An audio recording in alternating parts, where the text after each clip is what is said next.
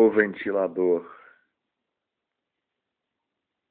Meus pensamentos eram meus,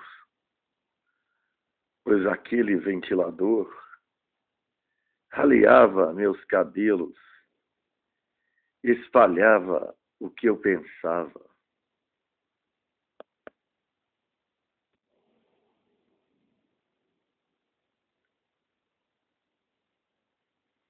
Marcelo Finholt.